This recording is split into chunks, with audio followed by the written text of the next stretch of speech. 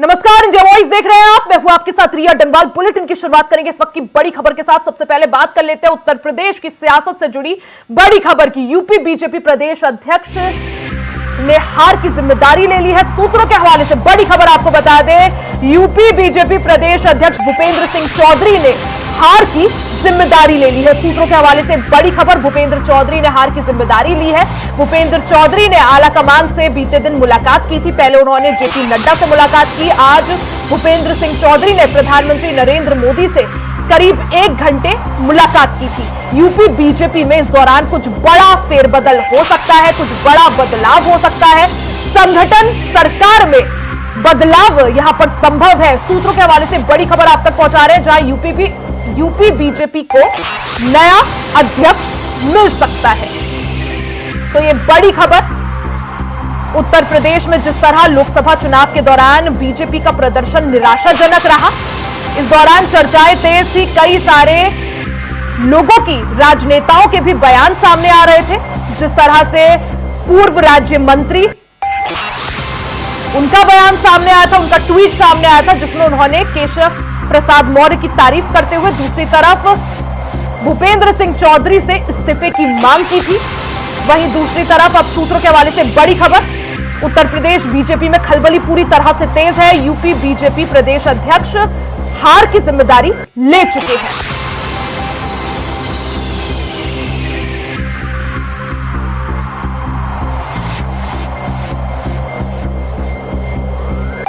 तो ज्यादा जानकारी के लिए हमारे साथ कृष्णा मिश्रा लखनऊ से लाइव जुड़ गए हैं और आदित्य हमारे साथ न्यूज रूम से लाइव जुड़ गए हैं। सबसे पहले कृष्णा, आपके पास आऊंगी। लगातार जब से लोकसभा चुनाव के परिणाम सामने आए थे, सियासी गलियारों में हलचल जो थी पूरी तरह से तेज थी, चर्चाएं चल रही थी। और अब सूत्रों के हवाले से बड़ी खबर कि बीजेपी प्रदेश अध्यक्ष भूपेंद्र सिंह चौधरी ने हार की जिम्मेदारी ले ली है। खराब प्रदर्शन की उत्तर प्रदेश में जिम्मेदारी ले ली है। बीते दिन हमने देखा किस तरह से जेपी नड्डा से उन्होंने मुलाकात की, अब पीएम मोदी से मुलाकात। देखिए रिया, जिस तरीके से केशव प्रसाद मौर्य ने एक बयान दिया था, बयान में उन्होंने साफ तौर पे कहा था कि संगठन सरकार से बड़ा है। और इसी को लेके जो पूर्व मंत्री भारतीय जनता पार्टी के यूपी के सुनील भराला हैं, उन्होंने भी एक बड़ा बयान दिया है। उन्होंने भी कहा था कि अगर जो है संगठन सरकार से बड़ा है, तो जिस तरीके से लोकसभा चुनाव में उत्तर प्रदेश में भारतीय जनता के पार्टी के हाथ निराशा लगी है, उस निराशा को देखते हुए नैतिक रूप से भारतीय जनता पार्टी के प्रदेश अध्यक्ष भूपेंद्र चौधरी को इस्तीफा दे देना चाहिए। तो जहां एक तरफ भूपेंद्र चौधरी ने कल जो है राष्ट्रीय अध्यक्ष जेपी नड्डा से मुलाकात की थी, तो आज उन्होंने प्रधानमंत्री नरेंद्र मोदी से मुलाकात की है। मुलाकात के बाद उन्होंने उत्तर प्रदेश के जो है प्रदेश अध्यक्ष पद से इस्तीफा दिया है। तो उसके बाद लगातार जो है ये जो सरकार और संगठन के बीच जो जंग दिखाई दे रही थी, वो कहीं ना कहीं जंग खत्म होने की भूपेंद्र सिंह चौधरी सूत्रों के हवाले से खबर ये मिली है कि भूपेंद्र चौधरी जो है प्रधानमंत्री नरेंद्र मोदी के से मुलाकात के बाद अपनी इस्तीफे की बात उनके सामने रखी है और वो अपना इस्तीफा सौंप सकते हैं। अच्छा, यानी अभी इस्तीफा दिया नहीं है। हालांकि सूत्रों के हवाले से खबर है कि जल्द इस्तीफा वो सौंप सकते हैं। आदित्य का एक बार रुक कर लेती हूँ, फिर आपके पास वापस आऊंगी। कृष्णा, आदित्य, एक तरफ केशव प्रसाद मौर्य को दिल्ली बुलाया जाता है, जेपी नड्डा से वो मुलाकात करते हैं। उसके बाद दूसरी तरफ भूपेंद्र सिंह चौधरी भी दिल्ली पहुंचते हैं। एक तरफ जेपी नड्डा से मुलाकात, फिर आज पीएम मोदी से मुलाकात। हार की जिस तरह से सुर्खियां चल रही हैं इस दौरान, सूत्रों के हवाले से खबरें हैं कि इस्तीफा जो है सौंप सकते हैं। क्या माना जाए, क्या अगला यहां पर अध्यक्ष केशव प्रसाद मौर्य को बनाया जा सकता है? देखिए, ये सूत्र हैं और सूत्र कई कहानियां बताते हैं, लेकिन आपको बताएं कि यहाँ पर सूत्रों के हवाले से खबर ये हमारे सामने आई है कि बीजेपी यूपी के प्रदेश अध्यक्ष भूपेंद्र चौधरी जो है अपना इस्तीफा सौंप सकते हैं। हालांकि सूत्र हैं, अभी कुछ औपचारिक पुष्टि इस मामले में फिलहाल अभी तक कुछ हुई नहीं है। लेकिन आपको बता दें कि यूपी के पूर्व राज्य मंत्री पंडित सुनील भराला ने ट्वीट करके ये भी कहा था कि लोकसभा चुनाव में जो बीजेपी का खराब प्रदर्शन रहा था, उसको लेकर उन्हें अपना इस्तीफा देना चाहिए। और साथ ही एक लंबी मुलाकात जो है, जब भूपेंद्र चौधरी दिल्ली आते हैं तो लंबी मुलाकात पार्टी अध्यक्ष जेपी नड्डा से होती है। उसके बाद आज प्राइम मिनिस्टर नरेंद्र मोदी जी से भी वो मुलाकात करते हैं। तो दिल्ली आए लखनऊ से और एक लंबी मुलाकात हुई। इसके पहले आपको बता दें कि केशव प्रसाद मौर्य भी दिल्ली आए थे, उन्होंने भी मुलाकात की थी पार्टी अध्यक्ष नड्डा से। हालांकि अभी जो सूत्रों के हवाले से ये भी एक खबर है, आपको रिया बता दें कि प्रदेश स्तर पर पार्टी संगठन में कुछ बड़े बदलाव हो सकते हैं। ये भी एक खबर है कि अब देखने वाली बात देखिए रिया ये रहेगी कि ये जो बदलाव हैं क्या वो बदलाव यही रहेगा, क्योंकि जो सियासी फिजाओं में ये जो लखनऊ की आबो हवा हमें बता रही है, जो सूत्र बता रहे हैं कि कुछ बड़े जो है वो बदलाव हो सकते हैं। बिल्कुल, चर्चाओं के बाजार गर्म है आदित्य। हालांकि आखिर ये सूत्र जो है कितना सत्य यहाँ पर साबित होते हैं उस पर सभी की निगाहें जरूर रहेंगी। हालांकि जिस तरह से आपने भी कहा कि सूत्र है, सूत्रों के हवाले से खबर है, हालांकि औपचारिक इसकी अभी तक पुष्टि नहीं हुई है, लेकिन ये बात कंफर्म है कि पीएम मोदी से मुलाकात 1 घंटे चली और उसके बाद क्या कुछ इसमें निकलकर सामने आता है, कब इसकी पुष्टि होती है, कब आधिकारिक इसका ऐलान होता है। एक बार कृष्णा का रुख कर लेते हैं। कृष्णा, जिस तरह से केशव प्रसाद मौर्य का दिल्ली पहुंचना, जेपी नड्डा से मुलाकात, भूपेंद्र सिंह चौधरी का पीएम मोदी और जेपी नड्डा से मुलाकात, वहीं जिस तरह से पूर्व राज्य मंत्री भराड़ा जो है उनका ट्वीट सामने आना जिसमें वो भूपेंद्र सिंह चौधरी को एक तरफ उन पर निशाना भी साधते हैं, जिम्मेदारी लेने की बात कहते हैं, दूसरी तरफ केशव प्रसाद मौर्य के जो उन्होंने एक वाक्य वहां पर कहा था कार्य समिति की बैठक में कि सरकार से बड़ा संगठन, किस तरफ ये सभी इशारे जो है घूम रहे हैं? देखिए रिया, केशव प्रसाद मौर्य का जो ये बयान था कि सरकार से बड़ा संगठन, कहीं ना कहीं केशव प्रसाद मौर्य उत्तर प्रदेश की जो है भारतीय जनता पार्टी की सरकार में कैबिनेट मिनिस्टर हैं और सरकार से बड़ा संगठन बताने का जो एक कयास से जो खबर निकल के आ रही है कि कहीं ना कहीं भारतीय जनता पार्टी उत्तर प्रदेश में केशव प्रसाद मौर्य को भी प्रदेश अध्यक्ष बना सकती है, जिस तरीके से लगातार वो बयान है सर। और प्रदेश अध्यक्ष भूपेंद्र चौधरी के अगर जो है इस्तीफे की बात करें तो कोई पहली बार नहीं है। प्रदेश अध्यक्ष रहे कलराज मिश्रा ने भी चुनाव के हारने के बाद इस्तीफा दिया था, विनय कटियार ने भी जब प्रदेश अध्यक्ष रहे वो भारतीय जनता पार्टी की स्थिति प्रदेश में गड़बड़ाई तो उन्होंने भी इस्तीफा दिया था। तो अब ऐसे में जो है भूपेंद्र चौधरी जो प्रदेश अध्यक्ष हैं, अगर भारतीय जनता पार्टी जो है चुनाव हारी है और ये इस तरीके से खबर निकल के आ रही है और जो उनके नेता हैं ये बयान दे रहे हैं कि सरकार से बड़ा संगठन है, तो संगठन का दायित्व उत्तर प्रदेश में जो है भूपेंद्र चौधरी संभाल रहे थे। और अगर उनके संभालते हुए भारतीय जनता पार्टी की स्थिति ऐसी हुई है कि 2024 के लोकसभा चुनाव में उसको एक बड़ा झटका लगा है, उसके हाथ निराशा लगी है, तो ऐसे में भारतीय जनता पार्टी के जो बड़े नेता हैं वो लगातार भूपेंद्र चौधरी पर सवाल भी उठा रहे हैं और संगठन को सर्वोपरि बताते हुए उनसे मांग भी कर रहे हैं कि उनकी नैतिक जिम्मेदारी बन रही है कि उनको इस्तीफा दे देना चाहिए, क्योंकि कई बार भारतीय जनता पार्टी के प्रदेश अध्यक्ष कई पार्टियों में देखा गया है कि जो पार्टी बिल्कुल कृष्णा, ये ट्रेंड या ये परिपाटी रही है, ये परंपरा रही है भारतीय जनता पार्टी में कि अगर खराब प्रदर्शन होता है तो उसका जो जिम्मेदारी जो लेता है वो प्रदेश अध्यक्ष लेता है और उसको लेते हुए इस्तीफा हमने पहले भी देखा है। हालांकि अब क्या कुछ इसमें बदलता है उस पर सभी की निगाहें यहां पर रहेंगी। आदित्य, अगर जिस तरह से केशव प्रसाद मौर्य की बात करें, पहले भी बीजेपी के प्रदेश अध्यक्ष रहे हैं, 2017 का जो विधानसभा चुनाव था वो उनके नेतृत्व में लड़ा गया था, काफी भारी बहुमत से बीजेपी जीती थी। आज केशव प्रसाद मौर्य ने भी एक ट्वीट किया था जिसमें जमकर अखिलेश यादव को उन्होंने घेरा और उस ट्वीट में उन्होंने लिखा था कि 2027 में बीजेपी 2017 का प्रदर्शन दोहराएगी। क्या माना जाए, क्या जिम्मेदारी केशव प्रसाद मौर्य यहां पर लेंगे, संगठन संभालेंगे? और साथ ही एक और सवाल आदित्य कि केशव प्रसाद मौर्य जिस तरह से बड़ा ओबीसी चेहरा है यूपी में, अगर वो जिम्मेदारी लेते हैं तो किस तरह से उत्तर प्रदेश की सियासत बदलने वाली है? देखिए रही, आपको बता दें कि लगातार ये जो बैठकें चल रही हैं, ये जो दिल्ली का दौरा चल रहा है, तो ये कहीं ना कहीं ये बात कह रही है कि कुछ खिचड़ी जरूर पक रही है, लेकिन क्या बात है वो अभी पूरी तरह से साफ नहीं हो पाई है, क्योंकि इसके पीछे मुख्य वजह ये है क्योंकि अभी बीजेपी की प्रदेश कार्य समिति की बैठक हुई, उसमें प्रदेश अध्यक्ष जेपी नड्डा, माफ कीजिएगा, उसमें जो है अध्यक्ष पार्टी अध्यक्ष जेपी नड्डा मौजूद थे, तमाम बीजेपी के बड़े चेहरे मौजूद थे। लेकिन देखिए कहीं ऐसी क्या बात हो सकती है जो लखनऊ में नहीं हो पाई, ऐसी क्या बात हो सकती है जो बात करने के लिए सभी नेताओं को दिल्ली की दौड़ लगानी पड़ रही है? तो इससे ये बात तो साफ है कि कहीं ना कहीं कुछ पक रहा है। हो सकता है पहले केशव प्रसाद मौर्य आते हैं, जेपी नड्डा से मुलाकात करते हैं और उसके बाद भूपेंद्र चौधरी भी दिल्ली पहुंचते हैं, उसके बाद प्राइम मिनिस्टर से भी मुलाकात कर सकते हैं। इस वक्त कुछ भी हो सकता है कि उन्हें इस्तीफा देना पड़े, हो सकता है कि उन्हें जिम्मेदारी लेने के लिए काफी चीजें कही जा रही हो। तो फिलहाल जो है अभी स्थिति क्लियर नहीं है, लेकिन अभी कुछ भी निकल कर आ सकता है। कुछ तो खिचड़ी जरूर पक रही है,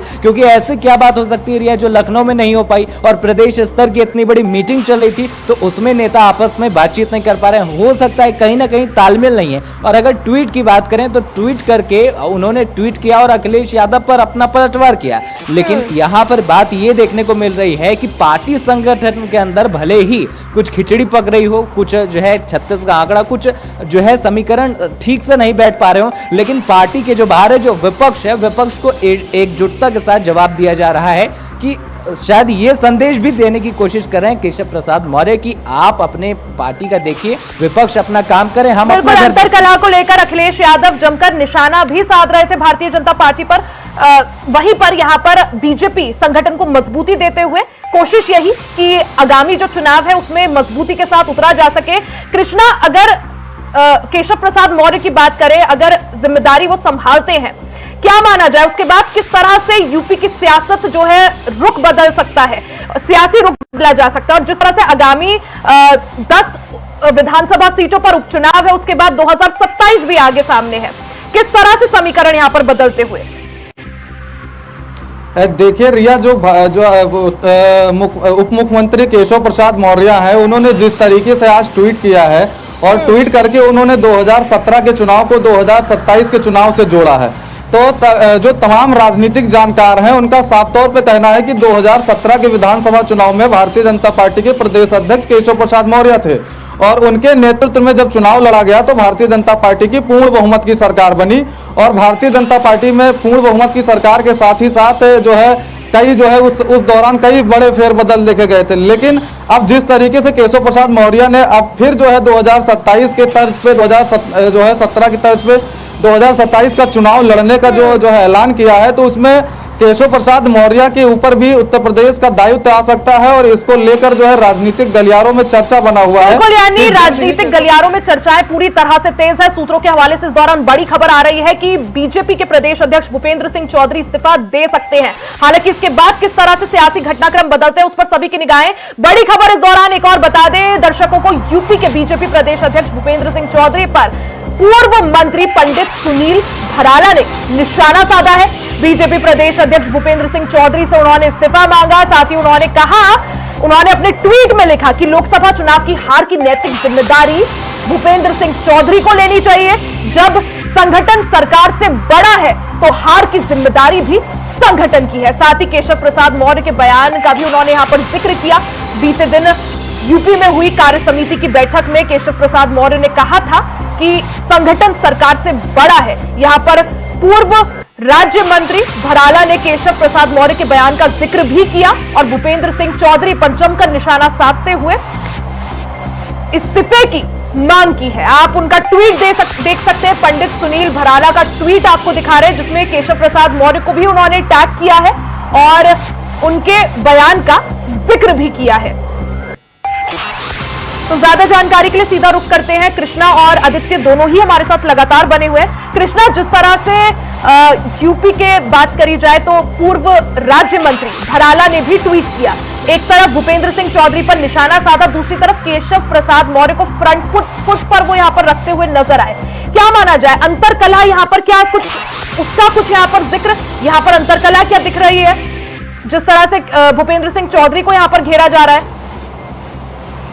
देखिए, यह सुनील भराला ने जो है केशव प्रसाद मौर्य के बयान को कोट करते हुए ही कहा है कि जिस तरीके से केशव प्रसाद मौर्य ने अपना बयान दिया था, ट्वीट किया था कि सरकार जो है संगठन सरकार से बड़ा है, तो उसी को कोट करते हुए आज भूपेंद्र चौधरी ने जो है मांग की है। उन्होंने साफ तौर पे भूपेंद्र जो है सुनील भराला ने मांग की है भूपेंद्र चौधरी से कि भूपेंद्र चौधरी को नैतिक जो है रूप से इस्तीफा दे देना चाहिए, क्योंकि उनके नेतृत्व में 2024 के लोकसभा चुनाव को लड़ा गया। जब भूपेंद्र सिंह चौधरी, जैसा सूत्रों के हवाले से खबर है, पहले ही हार की जिम्मेदारी ले चुके हैं, पीएम मोदी से उन्होंने आज सुबह मुलाकात की, तो आखिर ये ट्वीट का खेल क्यों, इसकी जरूरत क्या?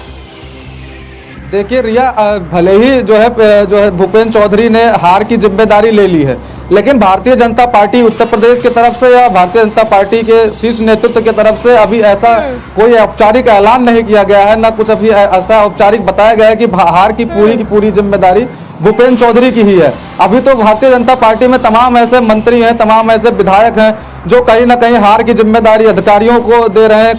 कोई मंत्री है जो हार की जिम्मेदारी मुख्यमंत्री पे ठोक रहा है, कोई है जो अधिकारियों के ऊपर कह रहा है कोई भ्रष्टाचार।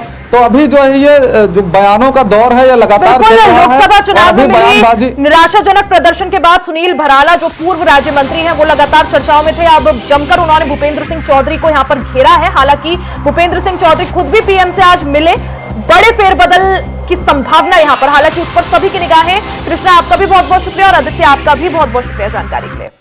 खबरों का सिलसिला जारी रहेगा, यहां रुकेंगे एक छोटे से ब्रेक के लिए, जल्द वापस लौटेंगे, कहीं जाइएगा नहीं।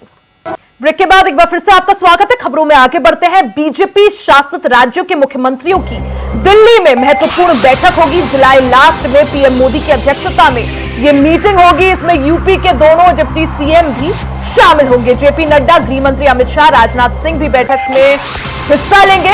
राज्यों में विधानसभा चुनावों को लेकर मंथन किया जाएगा। तो बड़ी खबर आपको बता दें, राजधानी दिल्ली से बड़ी खबर, जहां बीजेपी शासित राज्यों के मुख्यमंत्रियों की बैठक होने वाली है। जुलाई लास्ट में यह बैठक होगी जिसकी अध्यक्षता प्रधानमंत्री नरेंद्र मोदी करेंगे। यूपी से दोनों डिप्टी सीएम केशव प्रसाद मौर्य और ब्रजेश पाठक भी इस बैठक में शामिल होंगे। जेपी नड्डा, गृह मंत्री अमित शाह, राजनाथ सिंह भी बैठक में हिस्सा लेंगे। बीजेपी शासित राज्यों में जिस तरह से विधानसभा चुनाव होने वाले हैं या जिन राज्यों में विधानसभा चुनाव है या उपचुनाव है, उसको लेकर इस बैठक में मंथन किया जाएगा। ज्यादा जानकारी के लिए सीधा रुख कर लेते हैं आदित्य सिंह का, जो हमारे साथ न्यूज रूम से जुड़ गए हैं। आदित्य, जिस तरह से दिल्ली में बड़ी बैठक होने वाली है, बीजेपी शासित राज्यों के मुख्यमंत्री इस बैठक में शामिल होंगे, इस बैठक को लेकर क्या जानकारी, क्या अपडेट आपके पास?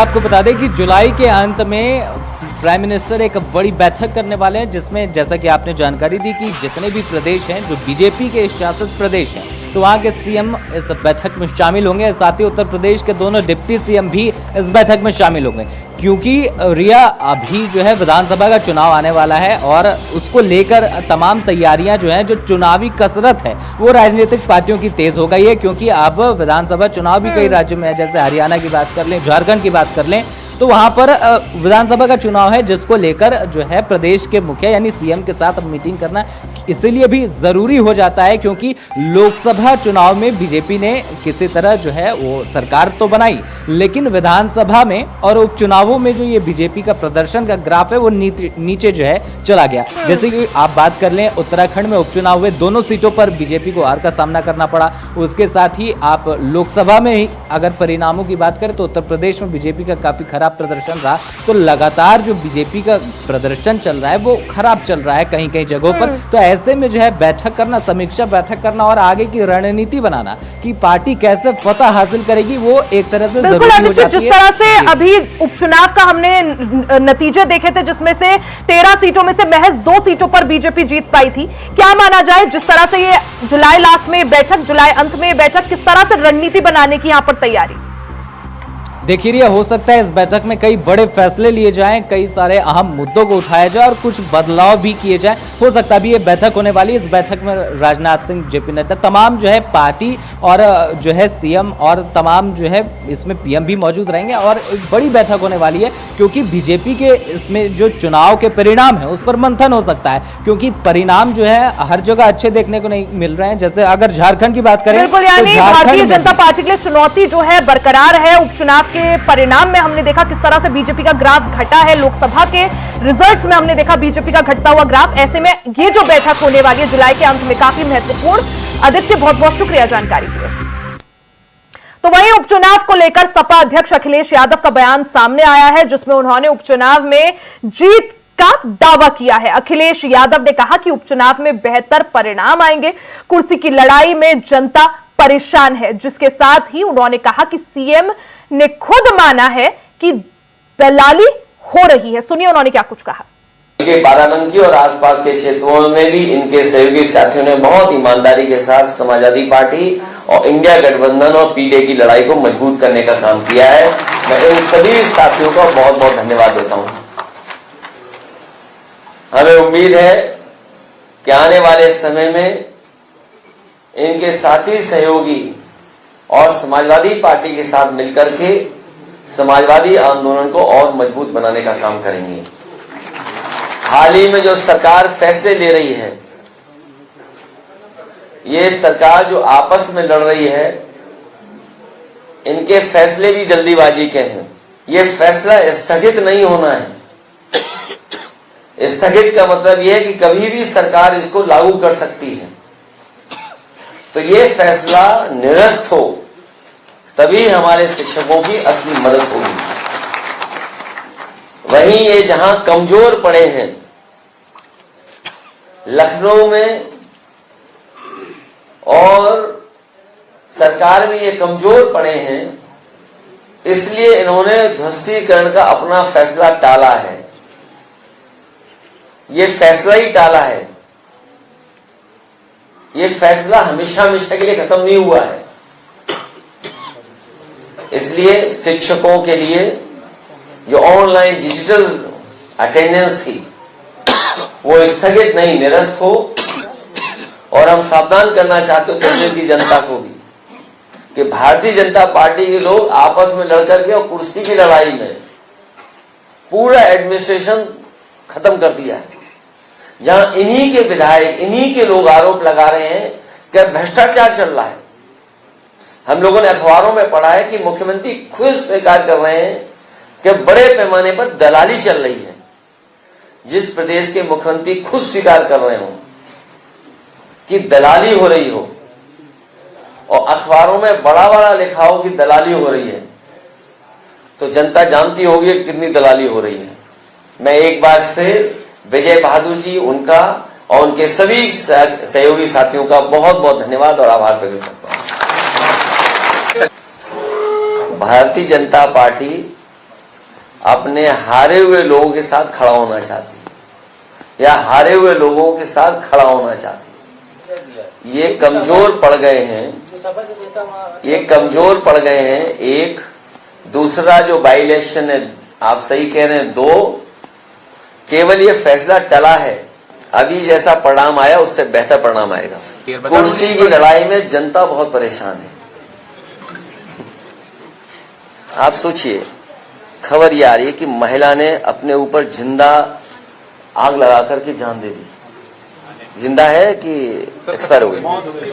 आप सोचिए, आप लोग खुद सोचिए कि एक महिला अपना न्याय मांगने गई और उसने आत्मदाह कर दिया और थाने में पुलिस वहां थी, प्रशासन क्या कर रहा था वहां पर? और इनके विधायक खुद आरोप लगा रहे हैं और मुख्यमंत्री खुद स्वीकार कर रहे हैं दलाली हो रही है।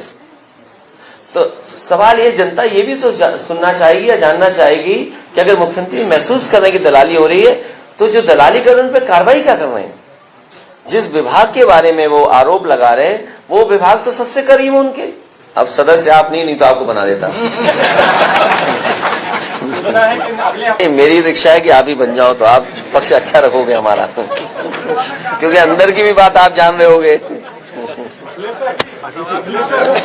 बाढ़ के अलावा देखिए, इसीलिए मैंने कहा ये सरकार कुर्सी के चक्कर में जनता को अपने हाल पे छोड़ दिया। कोई कह रहा है कि इतने गांव हैं बाढ़ की चपेट में, 1400 गांव। कोई अखबार लिख रहा है 900 गांव हैं बाढ़ की चपेट में। सच्चाई कम से कम ये सरकार बताए कि आखिरकार कितने गांव हैं चपेट में, क्या उनकी मदद हो रही है? कल सरकार कह देगी कि बाढ़ आई नहीं क्योंकि बाढ़ का पानी निकल जाएगा। जब जरूरत थी तो सरकार कहां थी? और जब मुख्यमंत्री जी के अपने गृह जनपद में बाढ़ हो, पूरा गोरखपुर में पानी भरा था, अब 2 दिन में बाहर निकल गया। तो जब मदद की जरूरत थी तब सरकार कहां थी? इस बुलेटिन में फिलहाल के लिए सिर्फ इतना ही। खबरों का सिलसिला जारी रहेगा, बने रहें इंडिया वॉइस के साथ।